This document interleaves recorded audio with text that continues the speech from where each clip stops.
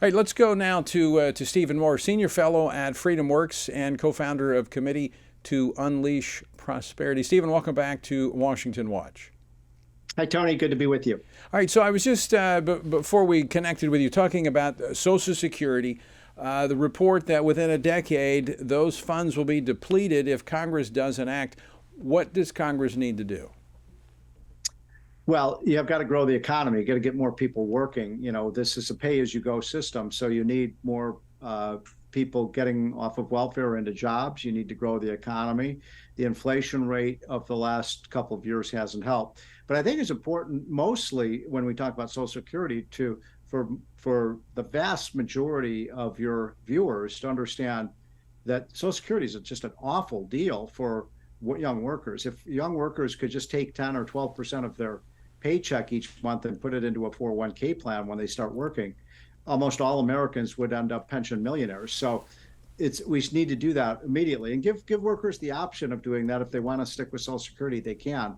But I'm a big believer that the problem isn't that Social Security benefits are too large. They're too small, given how much people have put into that system over the last, if you work 40 years, you put a lot of money into that and you're not getting a lot out. What role does our inflated levels of spending play in this and in the growing amount of government debt? Does that not place a drain on the economy and the growth of the economy? Of course it does. And here's the thing that let's say that you were you ran a private company and you had a pension plan. Okay, Tony. And then let's say you had a couple bad years with the company. So you basically started spending money out of the pension fund. You know what would happen? The government would put you in jail, right, if you did that, right?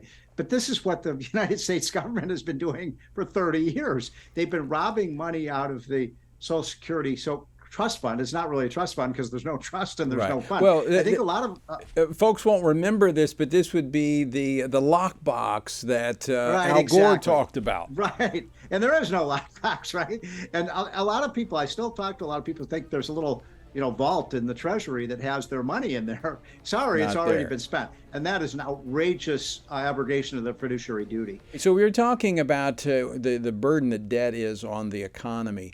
And so when you look at the policies of this administration, and I mean the bloated budget that this president has put forward that will only increase the amount of debt this country holds, what are the Republicans? I'm talking about right now, here and now. What do the Republicans need to be doing going into this debate over the debt ceiling and into the what may be for the first time appropriation bills for a long time? First of all, Tony, you're exactly right that this is the most financially reckless president maybe in history. I thought Obama was pretty financially reckless, but you could put a ×3 on it for Biden with $6 trillion of additional spending beyond the normal baseline. The national debt is now headed to 50 trillion. I think, Tony, when you and I first arrived in Washington, the debt was maybe 1 or 2 trillion. Now we're headed to 50 trillion. So these are numbers that are unfathomable. And so you asked what the Republicans must do. I feel very strongly about this, and I think you do too. This is a come to Jesus moment. This is a fight for our financial future in this country, and Republicans cannot blink here. And I want to make sure that your viewers understand the idiocy of the Biden position. What he is saying is to Congress, just give me an unlimited credit card. Let me borrow whatever I want to. And Tony, that's unconscionable. And I think that Kevin McCarthy, the Speaker of the House, needs to hold very firm here. And we all as conservatives have to stand behind him and say, no, that is an outrageous position. We're not just going to let you borrow our country into bankruptcy. But there will be a stare down at some point. And if the conservative movement sticks together on this, I think Biden will have to flinch. Stephen, in what I see is related, and correct me if I'm wrong, but the debt is weakening, the interest rates, inflation is weakening the American dollar, making it susceptible to attack by China, Russia, and Brazil, as it has been the global currency reserve. Is that threat that China is mounting serious, and what could be the implications? What do we need to do there? Certainly, the dollar has been declining a bit recently against other currencies, so that is something, Tony, to be concerned about. We are hugely advantaged as a nation by the fact that the dollar is the world reserve currency, and we never want to Explain that for that. just a moment. I don't think people realize what that affords us, what opportunities that affords. Well, it's almost like every other country in the world is giving us a no interest loan, right? They're the only way they can accumulate dollars is to give us stuff, and so this means that we have the commanding heights of the world economy, and obviously China would love to take that away from us. And may I just simply say, Tony, that almost every action that Biden has taken, whether it's on energy policy, border policy, financial policy, regulatory policies, absolutely playing into the hands of our enemies like China. Now, I do not believe that anytime soon China will take over as the Chinese yuan is not going to become, in my opinion, the world reserve currency.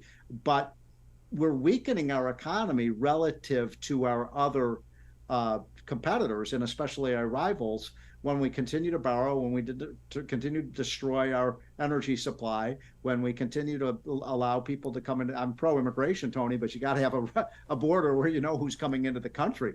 And all of these things are weakening our competitive position around the world. So am I worried about it?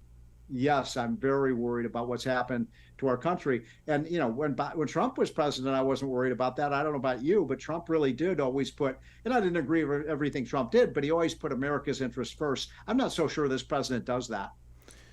I'm not sure that the entire Democratic Party does that, Right. quite frankly. Right. When you look at their policies, it does not add up if you're thinking what's best for the American worker, what's best for the American family. Well, let me give you one concrete example that's current. So the OPEC countries, Saudi Arabia and the rest of the oil producing countries, have now said they're going to cut their oil production by 1.5 million barrels a day so that they can squeeze more money out of the U.S. economy. So we have to spend some more money overseas.